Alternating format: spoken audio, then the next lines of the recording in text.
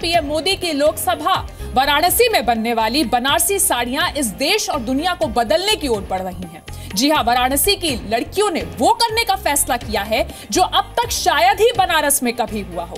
वाराणसी की लड़कियां बनारसी साड़ियां बनाकर पूरी दुनिया में उनकी मार्केटिंग के लिए तैयार हो रही हैं।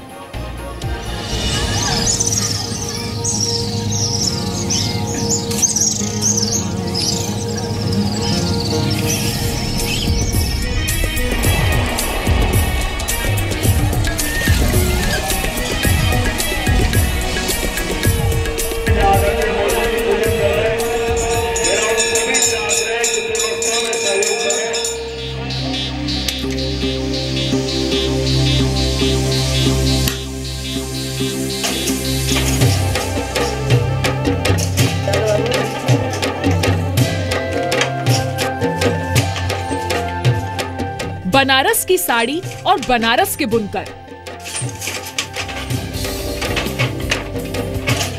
पूरी दुनिया में बनारस की इनसे शान है।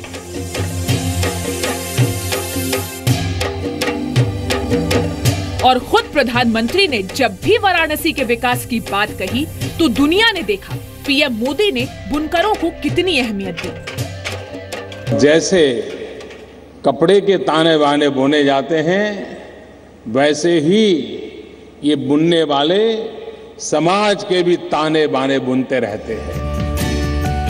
रेशम की साड़ियां बुनने वाले बनारस के बुनकरों की मेहनत देखनी है तो बजरडीहा आइए। यहाँ की गलियों में एक से बढ़कर एक कला के नमूने मिल जाएंगे।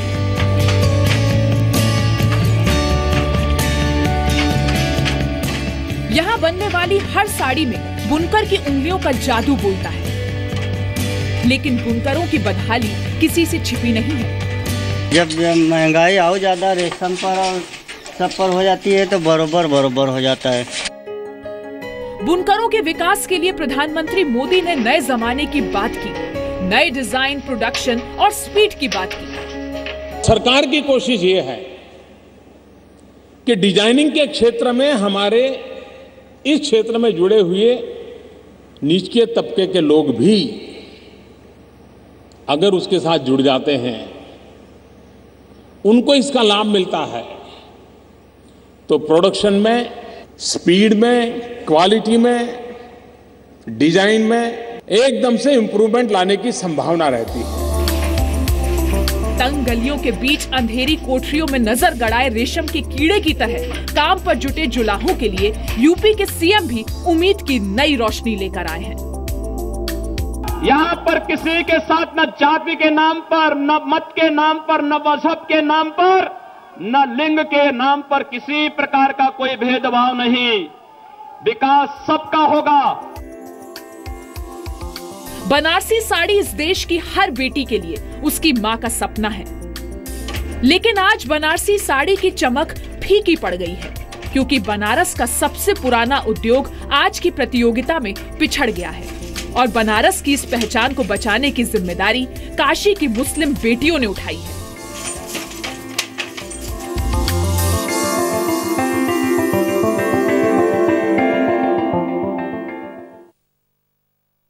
तो बनारसी साड़ियां हर दुल्हन का सपना होती हैं। शादी जैसे बेहद खास मौके पर बनारस की साड़ी पहनने का एक अलग ही चार्म रहता है।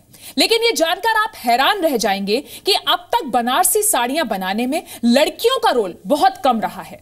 लेकिन अब यह तस्वीर बदल रही है। वाराणसी की लड़कियां बनारसी साड़ियों की बुनकरी और उनकी मार्केटिंग के लिए बाकायदा ट्रेनिंग ले रही हैं। बनारसी साड़ियों को दुनिया में अब लड़कियां पहुंचाएंगी और लड़कियों का नाम अब कामयाबी का एक नया इतिहास रचेगा।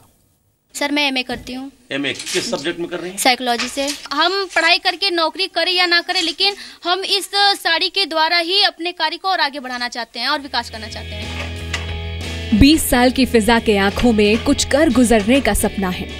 वो अपने हुनर को नई पहचान देना चाहती है। पढ़ाई लिखाई के अलावा फिजा बुनकरी के काम को आगे बढ़ाना चाहती है। फिजा की ही तरह नरगिस, नाजरीन, इशरत, रेशमा, महजबी और परवीन भी बुनकरी में अपनी नई पहचान बनाना चाहती हैं। वाराणसी की लड़कियों का बनारसी साड़ियों के कारोबार से जुड़ना बहुत बड़ी बात है, क्योंकि लड़कियों को हमेशा इस कारोबार से दूर रखा गया। लेकिन मेक इन इंडिया के मिशन में शामिल होकर इन लड़कियों ने अपनी और अपने परिवार की जिंदगी बदलने की ठान ली है। आपका क्या उद्देश्य है? जब सीख जाएंगे तो क्या करेंगे? सर, जैसे हम सीखें तो हम अपने घर में खुद ये साड़ी बिनेंगे और खुद बनाते साड़ी खुद अपने घर में सबको सिखाएंगे भी, अपना खुद काम करेंगे। हम लोग सोचते हैं कि अपना खुद अपने घर में ही काम करें और अपने परिवार का हेल्प करें, और जो पढ़ाई कर रहे हैं हम लोग, उस पढ़ाई में हम लोग अपना खुद सहयोग कर सकते हैं। कुछ एनजीओ और सरकारी संगठनों की कोशिशों के बाद वाराणसी की लड़कियां बनारसी साड़ियों के कारोबार में अपनी किस्मत आजमा रही हैं। सबसे अच्छी बात यह है कि समाज के हर वर्ग की लड़कियां इस मिशन को आगे बढ़ा रही हैं। बुनकरी का काम हमेशा से पुरुष प्रधान रहा।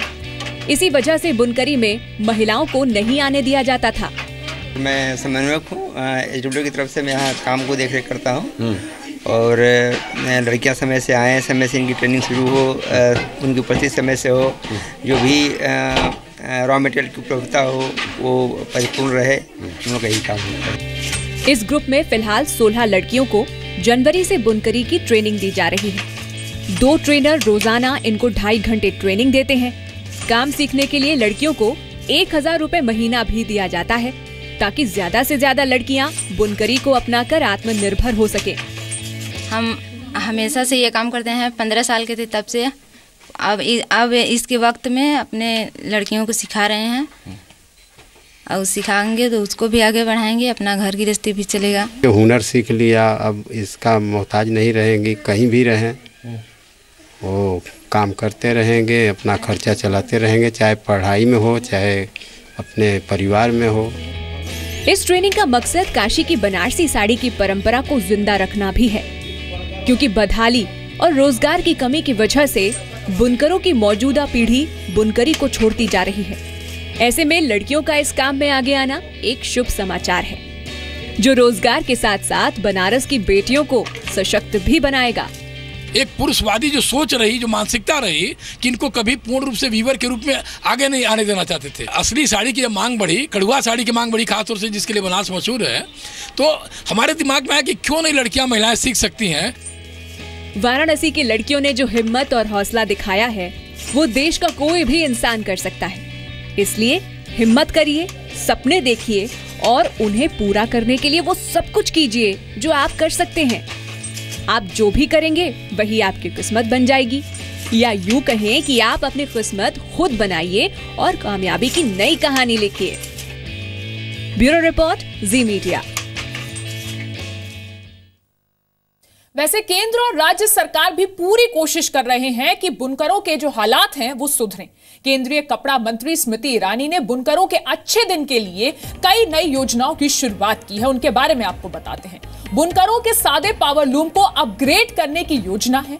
इस योजना को अमली जामा पहनाया जा रहा है। बुनकरों का ग्रुप बनाकर सरकारी सहयोग से वर्कशॉप की योजना है।